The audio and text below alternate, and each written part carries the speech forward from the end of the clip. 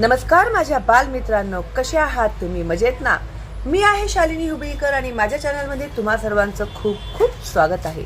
तर आज मी तुम्हाला शिकवणार आहे परिसर अभ्यास इयत्ता तिसरीच्या विद्यार्थ्यांसाठी तुमचा जो अतिशय महत्त्वाचा आणि तुमच्या रोजच्या आयुष्यात जे उपयोगी पडणारी तुमची जी इंद्रिये आहेत, तर 16 ज्ञानेंद्रिये ह्याचा आज आपण अभ्यास करणार आहोत. ठीक आहे. तर हा धडा परीक्षेच्या दृष्टीने खूप महत्त्वाचा आहे, त्यामुळे पुस्तक आणि पेन्सिल हातात घेऊन बसा. ठीक आहे. आणि जे मी इम्पॉर्टंट तुम्हाला सांगणार त्याला अधोरेखित करायचं. मी इथे जे जे करून दाखवणार, अर्थ लिहिणार, अधोरेखित करणार, ते सगळं तुम्हालाही करायचं आहे. ठीक आहे. तर आता बघा, सांगा पाहू. ताईचे डोळे बांधलेले आहेत, तरीही आवाज कशाचा आहे हे तिने कसे ओळखले? आता ह्या ताईचे डोळे बांधलेत, आता आवाज कशाचा आहे हे कशाने ओळखले? आता बघ, तुझे मी डोळे बांधले आणि इथे हॉर्न वाजली गाडीची. मी विचारलं काय वाजलं, तू बोलणार गाडीचं हॉर्न वाजलं, हो की नाही? मी जर घंटी वाजवली तर तुला कळणार लगेच कशाचा आवाज आहे, घंटीचा, हो की नाही? तर अशाच प्रकारे डोळे जरी बंद असले तरी आवाजावरून आपल्याला समजतं की कसला आवाज आहे, कोणाचा आवाज आहे. ठीक आहे. ओके. त्याच्यानंतर आहे ताईच्या हातात कोणत्या वस्तू आहेत. आता या वस्तू हातात धरल्यानंतर ताईला समजतंय कोणत्या वस्तू आहेत ते. डोळे बांधलेले असूनही या मुलाने त्या कशा ओळखल्या? ह्या तर ताईच्या हातात काय दिसत आहेत तुला? आंबा आहे, आय थिंक गुलाब आहे, आणि हा चाफा आहे, आणि ह्याचे डोळे बांधलेले आहेत. तर मग कसं ओळखलं त्याने? वास घेऊन. तर वास घेतल्यामुळे आपल्याला समजतं की हातात ताईच्या काय आहे. ठीक आहे. त्यानंतर ताईच्या हातात कोणकोणत्या वस्तू आहेत? डोळे बांधलेले असूनही त्या मुलाने त्या कशा ओळखल्या? तर वास घेऊ. ठीक आहे. दोघांचे डोळे बांधलेले आहेत. आता दोघांचे डोळे बांधले. ठीक आहे. तरी स्वेटर कोणता आणि बनियन कोणता हे त्या दोघांनी कसे ओळखले? बनियन दिलं आहे आणि स्वेटर दिलंय, तर ओळखलं त्यांनी स्वेटर कोणता आणि बनियन कोणती. आता तुझे डोळे बांधले, मी तुझ्या एका हातात पेन्सिल दिलं आणि एका हातात खोड रबर दिलं, तर तुला समजणार ना एका हातात काय दिलं आहे? पेन्सिल. का? स्पर्श केलास ना तू त्याला, त्याच्यामुळे समजलं की नाही तुला? तर हे किंवा असे प्रयोग तुम्हीही मोठ्या माणसांच्या परवानगीने करून पहा. ठीक आहे. सांगा पाहू. कैरी कोणत्या रंगाची असते? आंबा कोणत्या रंगाचा असतो? तुम्हाला कसे कळले? मिठाची चव कशी असते? साखरेची चव कशी असते? तुम्हाला कसे कळले? आता कैरी कोणत्या रंगाची असते? हिरव्या रंगाची असते, आणि आंबा पिवळ्या रंगाचा असतो. कशामुळे समजलं आपल्याला हे? डोळ्यांनी बघितल्यावर समजलं, हो की नाही? त्याच्यानंतर मिठाची चव. आता तुझे मी डोळे बंद केले, तुला बोलली आ कर, मी साखर टाकते, मग तुझ्या तोंडात मी मीठ टाकलं, तर तुला लगेच कळणार ना की साखर नाही, माझ्या तोंडात काय टाकलं आहे? मीठ टाकलेलं आहे. मी बोलली मी मीठ टाकते आणि मी तुला साखर घातलं, तर तुला लगेच समजतं की नाही? नाही, साखर घातलंय. मी बोलली मी पेढा घालते आणि मग मी मिरची घातली तुझ्या तोंडात, मग काय होईल? डान्स सुरू. हो की नाही? कशामुळे समजलं ते? टेस्ट कशामुळे समजलं? चव कशामुळे समजली? जिभेमुळे समजली. ठीक आहे. तर नवा शब्द शिका. ज्ञानेंद्रिय काय आहे? ज्ञानेंद्रिय आजूबाजूच्या परिस्थितीची माहिती देणारा अवयव. ठीक आहे. आपण रोज बोलतो ना क्लासमध्ये, डोळे, कान, नाक, जीभ आणि त्वचा ही आपली ज्ञानेंद्रिये आहेत. आणि हे इम्पॉर्टंट आहे आणि 100% परीक्षेमध्ये विचारला जाणारा प्रश्न आहे. समजलं? आता किती ज्ञानेंद्रिये आहेत? तर आपली 5 ज्ञानेंद्रिये आहेत. ठीक आहे, तर इकडे आहेत ना 5. 1 2 3 4 आणि 5 ही काय आहेत? आपली ज्ञानेंद्रिये आहेत. कल्पना करा, तुम्ही रस्त्याने चाललेले आहात. पुढे खड्डा आहे, तुम्हाला तो दिसतो. तुम्ही खड्डा टाळून पुढे जाता. खड्डा दिसला नसता तर गेले असते खड्ड्यात, हो की नाही? तुम्ही घराच्या जवळ खेळत आहात. एकाएकी ढगांचा गडगडाट ऐकू येतो. पाऊस सुरू व्हायच्या आत तुम्ही घर गाठता. मग आता एक अंदाज येतो, आता बाबा मोठ्याने जोराचा पाऊस पडणार, मग आपण धावतच घरी जातो, हो की नाही? ढगांचा गडगडाट ऐकू आला नसता तर समजलंच नसतं पाऊस येणार आहे लवकर. ठीक आहे. सभोवताली काय चालले आहे याचे ज्ञान होणे गरजेचे असते. ठीक आहे. त्यामुळे हालचाल करणे सोयीचे जाते. आपण सुरक्षित राहू शकतो. सभोवताली काय चालले आहे याचे ज्ञान आपल्याला कसे मिळते? हे ज्ञान आपल्याला डोळे, कान, नाक, जीभ आणि त्वचा करून देतात, म्हणून त्यांना ज्ञानेंद्रिये म्हणतात. आता ज्ञानेंद्रिये आपल्याला कशाची माहिती देतात? तर आपल्या सभोवताली काय चालले आहे याचे ज्ञान. हे बघा, उत्तर असं आहे इकडनं. मग ज्ञान आपल्याला डोळे, कान, नाक, जीभ, त्वचा करून देतात, म्हणून त्यांना ज्ञानेंद्रिये म्हणतात. इम्पॉर्टंट. ठीक आहे. त्याच्यानंतर सांगा पाहू. तर सांगा पाहू या आकारावरून वस्तू ओळखा. आता इथे बघ, फक्त आकार दिलेले आहेत, ते पूर्ण केलेले नाहीयेत, तरी वस्तू ओळखू शकतेस की नाही तू? हे काय आहे सांग? हे हनुमानाच्या हातात काय असतो? बोल, हनुमानाच्या हातात काय असतो? गदा. हा, आणि हे काय आहे? बाण. हे काय आहे? चंद्र. हे फॅन हाताने हलवतात ते. हे काय आहे? टोपी. आणि ही छत्री. जरी आपल्याला फक्त आकार दिला आहे तरी समजतंय की हा कशाचा आकार आहे. 2 चित्रे ओळखा आणि रंग सांगा. सांग बघू. नारंगी. आता हा काय आहे? पोस्ट बॉक्स, पोस्टाचा डबा. तर त्याला काय म्हणतात? हा कोणत्या रंगाचा आहे? लाल. कावळा कोणत्या रंगाचा आहे? काळा. इंद्रधनुष्यात किती रंग आहेत? 7.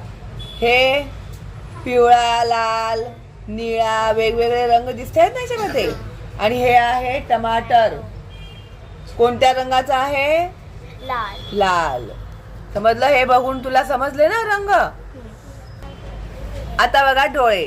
डोळ्यांमुळे आपण पाहू शकतो. आपल्याला वस्तूंचा रंग समजतो, आकार समजतो, वस्तू किती दूर आहे याचाही अंदाज येतो.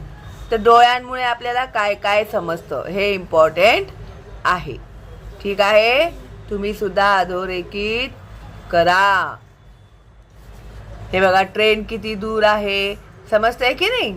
आपल्याला ह्या प्लॅटफॉर्म पासून किती अंतरावर उभं राहायला पाहिजे, जवळ उभं राहिलं तर आपल्याला लागेल, हे सगळं समजतं की नाही आपल्याला? त्याच्यानंतर इथे बघा, ट्रेन आली, मग ट्रेन मध्ये चढणार, हो की नाही? करून पहा. म्हणजे वाघाचे पंजे. एक नवीन खेळ. वर्गातील सर्व मुलांवर आळीपाळीने राज्य येईल. ज्याच्यावर राज्य येईल त्याने फळ्याकडे तोंड करून उभे राहावे. त्या हाताने डोळे घट्ट झाकून घ्यावे. शिक्षकांनी इतरांपैकी 5 मुले निवडावीत. त्या 5 मुलांपैकी एकेकाने आपल्या जागेवर बसून पुढील वाक्य मोठ्याने म्हणायचे आहे. म्हणजे वाघाचे पंजे हे वाक्य म्हणायचं आहे. ज्याच्यावर राज्य असेल त्याने ते नीट ऐकावे आणि आवाज कोणाचा ते ओळखावे. उत्तर बरोबर आले तर वर्गातील सर्वांनी टाळ्या वाजवाव्या. 5ही वेळा बरोबर उत्तर देतील त्यांना शिक्षकांनी शाबासकी द्यावी. आता तुम्ही वर्गामध्ये रोज भेटता मित्र मैत्रिणी, ठीक आहे. आता त्याचे डोळे बंद केले. इकडनं ही मुलगी बोलली म्हणजे वाघाचे पंजे, तर आवाजावरून तो ओळखणार कोण बोलतंय म्हणून. त्याचा मित्र बोलला, दुसरा मुलगा बोलला म्हणजे वाघाचे पंजे. जर त्याने नाव बरोबर ओळखलं तर सगळ्यांनी टाळ्या वाजवायच्या. मग नाही ओळखलं तर तो बाद झाला, आउट झाला तो, ठीक आहे. असा एक फनी गेम सांगितलेला आहे त्यांनी, ठीक आहे. तर कशाने ऐकलं त्याने? हे सगळं कानांनी ऐकलं. कानांमुळे आपण ऐकू शकतो, ठीक आहे. मुख्य म्हणजे समोरची व्यक्ती काय बोलते ते आपल्याला समजते. आवाज कर्कश आहे की मृदू ते कानांमुळे समजते. कर्कश म्हणजे कोणाचा आवाज कसा असतो ना, एकदम काकाचा आवाज आला, कर्कश. काय करतेस असा हा आवाज कसा झाला, कर्कश. आणि मृदू आवाज कशाला म्हणतात? ए तू काय करते, हे काय आवाज? हॅलो मृदू, समजलं का? असं असतं ते, ह्याला मृदू आवाज म्हणतात बरं का. हे कानांमुळे समजतं आपल्याला, हो की नाही? मग कानांमुळे आवाज एखाद्या पक्ष्यांचा आहे की प्राण्याचा तेही कळते. आवाज कोणत्या दिशेने येतो ते आपल्याला कानांमुळेच समजते. तर आता बघ, इकडे चित्र दाखवलेलं आहे. इथे काय आहे? मुलगी शाळेत चालली आहे, कुत्रा भुंकत आहे. मग कुत्रा भुंकल्यामुळे तिला समजलं की माझ्या मागे कोण आहे? कुत्रा आहे. आता इथे एक मुलगा चालतो आहे, मागून त्याच्या मित्राने टाळी वाजवली किंवा कोणीही असू दे, टाळी वाजवली. तो पुढे चालतोय की नाही, मागे टाळी वाजवली तरी सुद्धा त्याने मागे वळून पाहिलं, हो की नाही. आपण चालत असतो, मागून अचानक कुणी आवाज दिला तर आपण लगेच फिरून बघतो ना कोण आवाज देतंय म्हणून. कशामुळे कळलं? हे कानांमुळे. तर सांगा पाहू, हा आंबा खाऊ नको असे आई का सांगत आहे? तर नाकामुळे आपण वास घेऊ शकतो, ठीक आहे. फुलांचा सुगंधी उदबत्तीचा वास आपल्याला नाकांमुळेच येतो. हवा कुबट आहे हे वासावरूनच समजते किंवा खाद्यपदार्थ खराब झाल्याचेही वासावरून समजते. अशा वेळी आपण योग्य ती काळजी घेऊ शकतो. आता आईने आंब्याचा वास घेतला. आई बोलली की हा आंबा खाऊ नकोस, म्हणजे काय झालाय? तो खराब झालेला आहे. हे आपल्याला कशावरून समजलं? आईला वासावरून समजलं. हा, नाकानेच वास घेतो पण वास घेतल्यामुळे समजलं, हो की नाही. अशाच प्रकारे जरा डोके चालवा. उन्हाळ्याच्या दिवसात जवळपास कुठेतरी जाऊन पडत असेल तर ते घर बसल्या कसे समजते? आता उन्हाळ्याच्या दिवसात जवळपास कुठेतरी पाऊस पडत असेल तर कसं समजतं?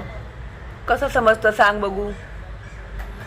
कुठेतरी पाऊस पडतोय, आपण इकडे आहोत, कुठेतरी दूर असं पाऊस पडला आहे तरी आपल्याला समजतं. कशामुळे समजतं? कसला सुगंध येतो? पावसाचा सुगंध येतो का? सुगंधी पाऊस पडतो का तुझ्याकडे? नाही ना. हा, मातीचा सुगंध येतो. मग आपल्याला लगेच समजतं की कुठेतरी पाऊस पडतोय, म्हणजे आता पावसाळा सुरू होणार आहे, ठीक आहे. आवाज कोणत्या दिशेने येतो हे समजले तर त्याचा फायदा काय? तर आपण सावधान होऊ शकतो ना. आणि कशाचा आवाज आहे त्याच्यावरही अवलंबून असतं, हो की नाही. काय करावे बरे? घरात कुबट वास येत आहे तर काय केलं पाहिजे? काय खराब झालंय ते शोधायचं. खाद्यपदार्थ खराब झाल्याचा वास येत आहे तर कोणतं खाद्यपदार्थ खराब झालेलं आहे हे शोधायचं. ठीक आहे. आता पुढे आहे जीभ. जिभेमुळे आपल्याला चव कळते. काय कळते? चव कळते. साखर गोड असते, गुळ गोड असतो, कारले कडू असते. या चवी आपल्याला जिभेमुळे समजतात. जिभेमुळे आपल्याला काय समजते? तर जिभेमुळे आपल्याला चवी समजतात. कैरी आणि लिंबू आंबट लागतात, मीठ खारट लागते, हेही आपल्याला जिभेमुळेच कळते. मिरची खाऊन जिभेची आग होते, तोंड भाजते, म्हणून मिरची तिखट आहे हे आपण म्हणतो.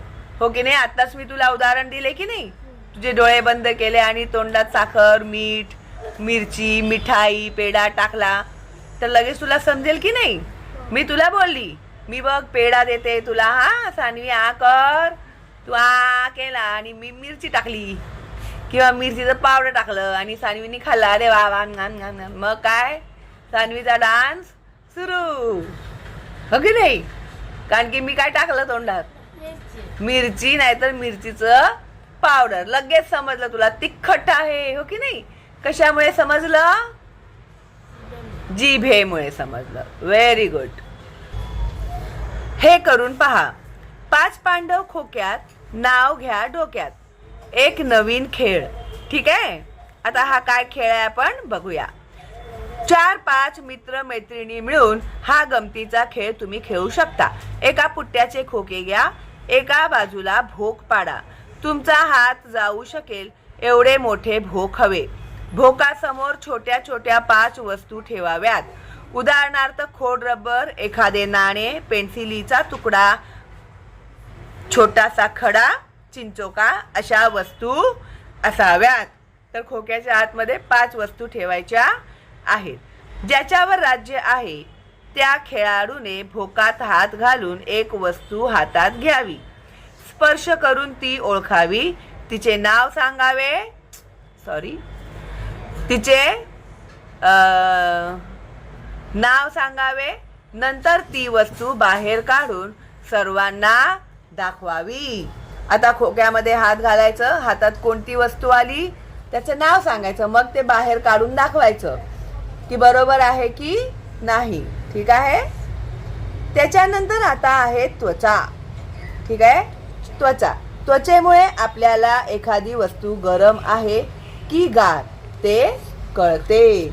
आता तुझे डोळे बंद आहेत किंवा तू चालतेस, मम्मीनी गरम गरम कुकर ठेवलाय आणि तुला चटका बसला पायाला, मग लगेच कळतं तुला की नाही? मग अरे चटका बसला, माझ्या पायाला चटका बसला. हो की नाही? आणि तुझे डोळे बंद केले, मी हातात तुझ्या बर्फ ठेवला तर तुला काय समजतं? थंड लागतं हाताला. हो की नाही? की माझ्या हातावर टीचरनी बर्फ ठेवलेला आहे. हो की नाही? तर त्वचेमुळे आपल्याला एखादी वस्तू गरम आहे किंवा गार ते कळते. एखादी वस्तू खरखरीत आहे की गुळगुळीत हेही त्वचेमुळेच कळते. तर मी दगड दिला खडबडीत तर तुला समजेल ना की अरे हा दगड आहे खडबडीत, आणि मी गोटी दिली तुझ्या हातामध्ये गुळगुळीत, तुला समजलं हातामुळे टच केल्यामुळे की अरे ही तर गोटी आहे, गुळगुळीत आहे. हो की नाही? तर खरखरीत आणि गुळगुळीत हे सुद्धा आपल्याला त्वचेमुळेच समजतं. आता हालचालींमधील ताळमेळ. आपण विविध कामे करत असतो. प्रत्येक कामासाठी वेगवेगळ्या हालचाली करतो. त्या करताना आपण एकाच वेळी अनेक अवयव वापरतो. आता मी तुला शिकवते पण आहे, तुझ्याकडे बघत पण आहे, बोलत पण आहे. हो की नाही? पेन्सिल पण फिरवत आहे, इम्पॉर्टंट पण देत आहे. तर एका वेळी मी किती कामं करत आहेत. इथे ही मुलं अभ्यास करत आहेत की नाही ते पण बघत आहे. हो की नाही? तर एकाच वेळी आपण एकच काम करत असतो का? नाही, अनेक काम करत असतो. ठीक आहे. या काकू शेंगदाणे भाजत आहेत. एकाच वेळी त्या कोणकोणते अवयव वापरत आहेत. आता बघा, इकडे शेंगदाणे भाजत आहेत ते. आता त्यांनी इकडे कढई ठेवली आहे, पकडणे ते पकडलेलं आहे, एका हाताने ते हलवत आहेत, हो की नाही, बघत पण आहेत, हसतही आहेत, हो की नाही. तर एकाच वेळी किती अवयवांचा उपयोग ते करत आहेत. ठीक आहे. त्यांनी मान खाली वाकवली आहे. डाव्या हातातील चिमट्याने कढई धरली आहे. त्या उजव्या हातातील उलथण्याने कढईतले शेंगदाणे परतत आहेत. डोळ्यांनी कढईकडे पाहत आहे. शेंगदाणे नीट परतले जात आहेत ना, याकडे त्यांचे लक्ष आहे. हलवत आहेत कंटिन्यू. नाही हलवलं त्याला तर काय होतील, ते खालचे जळून जातील आणि वरचे कच्चेच राहतील, हो की नाही. त्यामुळे ते हलवत आहेत. आणि ते प्रॉपरली जेव्हा शेंगदाणे भाजून होतील तर त्यांना कशाने कळेल, डोळ्यांनी बघून कळेल. किंवा ते कधी कधी एक शेंगदाणा तोंडात घालून पण बघतात की आतपर्यंत तो झालाय की नाही म्हणून. ठीक आहे. तर शेंगदाणे खरपूस भाजले गेले की त्यांचा खमंग वास येतो. तो वास नाकाला जाणवला की त्या गॅसची शेगडी बंद करणार आहेत. या सगळ्या हालचालींमध्ये ताळमेळ नको का? ताळमेळ नसेल तर चुका होऊ शकतात. ताळमेळ नसेल तर काय होऊ शकते? ताळमेळ नसेल तर चुका होऊ शकतात. शेंगदाणे परतताना सांडतील, नीट भाजले जाणार नाही, कच्चे तर राहतील किंवा करपतील. करपणे म्हणजे जळून जाणे, काळे काळे होतील, हो की नाही. कोणतेही काम करताना हालचालींमध्ये ताळमेळ नसेल तर कामात चुका आणि घोटाळे होऊ शकतात. आपल्याला ताळमेळ नसेल कामात तर काय होऊ शकतं? चुका आणि घोटाळे होऊ शकतात. ठीक आहे. जरा डोके चालवा. शिलाई मशीनवर कपडा शिवताना हालचालींतील ताळमेळ कसा साधला जातो? शरीराच्या उणीवांवर मात. उणीव म्हणजे कमी काय आहे आपल्या शरीरामध्ये त्याच्यावर मात करणे. शरीराचा एखादा अवयव नीट काम करू शकत नसेल तर त्या व्यक्तीला अनेक अडचणी येतात. डोळे व्यवस्थित काम करू शकत नसतील तर नीट दिसत नाही. कान व्यवस्थित काम करू शकत नसतील तर नीट ऐकू येत नाही. असे असेल तर हालचाली व्यवस्थित करता येत नाही. आपली कामे स्वतः करणे अवघड जाते. पण अशा अडचणींवर मात करता येते. आता देवाच्या कृपेने आपण एकदम धडधाकट आहोत, हो की नाही. पण समजा कितीतरी असे लोक आहेत ज्यांना ऐकायला येत नाही, दिसत नाही, बोलता येत नाही, कुणाला हातच नसतो, कुणाला पायच नसतो, हो की नाही. तर अशा वेळी काय केलं पाहिजे? तर अडचणींवर मात केली पाहिजे. काही दोष डॉक्टरांकडून उपचार केल्यावर नाहीसे होतात. आता ऐकू येत नाही तर कानाचं मशीन येतं की नाही, तर ते मशीन लावल्याने आपल्याला ऐकू येतं. असे उपचार करून घेऊ शकतात. काही बाबतीत लोकांची मदत घेता येते. अनेक प्रसंगी विशेष साधनांची मदत घेता येते. मग स्वतःची कामे स्वतंत्रपणे करता येतात. आता हे बघ, हे गृहस्थ आहेत अंध, तर ते काठीच्या मदतीने बसमध्ये चढत आहेत. ठीक आहे. नीट दिसत नसेल तर चष्मा वापरता येतो. अजिबात दिसत नसेल तर आवाज ऐकून हातांनी चाचपून आपली कामे करता येतात. अंध व्यक्तींना पांढरी काठी वापरताना तुम्ही पाहिले असेल. काठीच्या मदतीने ते समोरील वाटेचा अंदाज घेतात. आसपासच्या आवाजांचीही रस्ता ओळखण्यास मदत होते. भर रहदारीच्या रस्त्यांवरून ते स्वतंत्रपणे चालू शकतात. कशामुळे? सफेद काठीच्या मदतीमुळे. ठीक आहे. आणि नंबर असेल, डोळ्यांना बरोबर दिसत नसेल तर चष्मा वापरतात. आणि जे अंध आहेत ते सफेद काठी वापरतात. आता ना तुम्ही कधी बघितलं असेल लिफ्टमध्ये किंवा मेट्रो स्टेशनवरती गेले असेल तेव्हा असे ना असे खडबडीत असे स्क्वेअर असतात. मी जर गेली ना तर मी बघेन लिफ्टमध्ये, तुम्ही बघा लिफ्टमध्ये सुद्धा ना असे ते खडबडीत लिहिलेलं असतं. का? तर ते अंध लोक असेल कोणी तर त्याला समजलं पाहिजे लिफ्टमध्ये, म्हणून ते नंबर समजले पाहिजेत म्हणून ते लिहिलेले असते.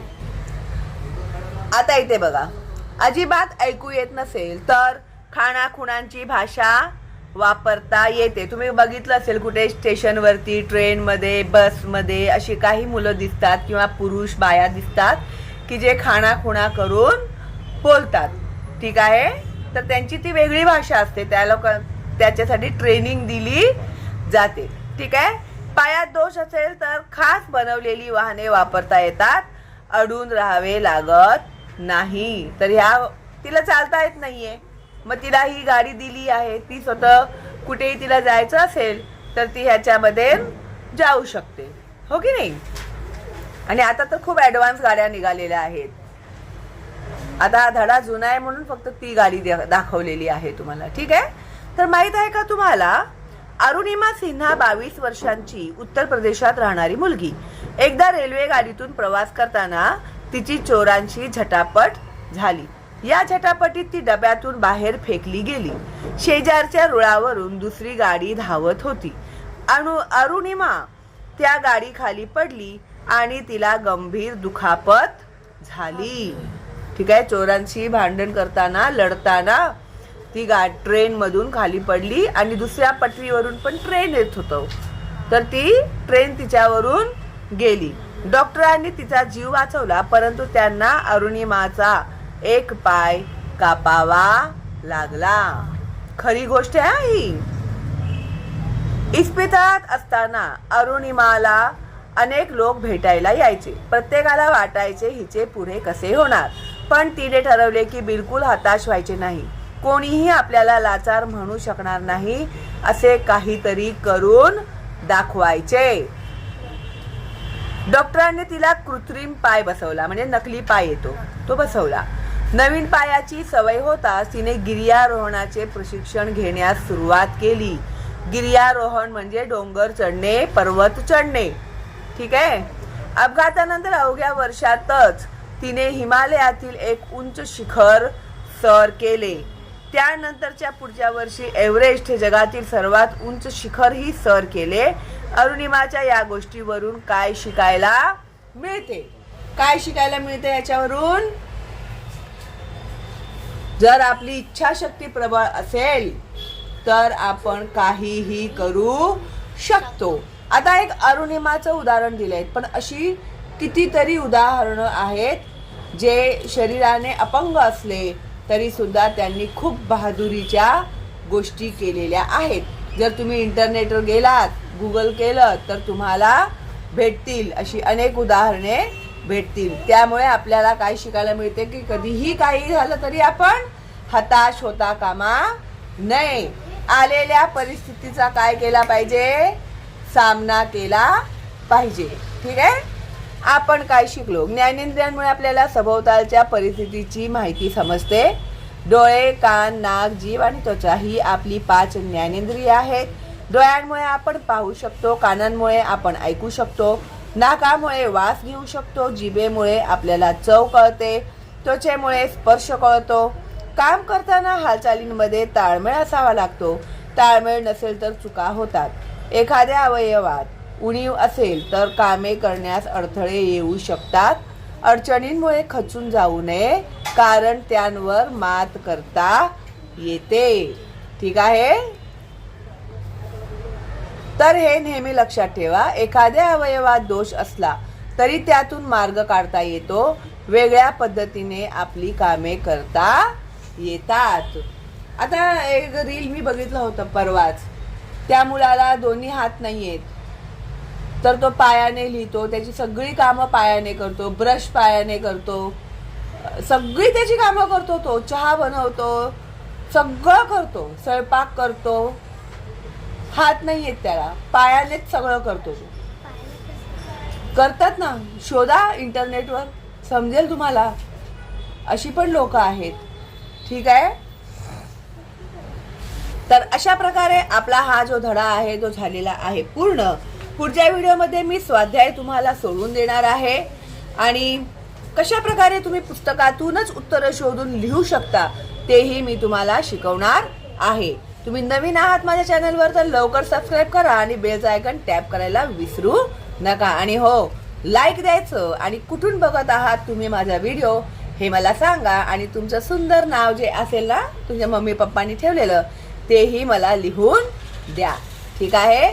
चला मग भेटूया लवकरच. स्वाध्याय सोडूया. त्याच्यानंतर पुढचा जो तुमचा धडा आहे सुंदर दात आणि स्वच्छ शरीर हे मी तुम्हाला शिकवणार आहे. ठीक आहे. चला मग तर भेटूया लवकरच. ऑल दी बेस्ट तुम्हाला आणि बाय बाय.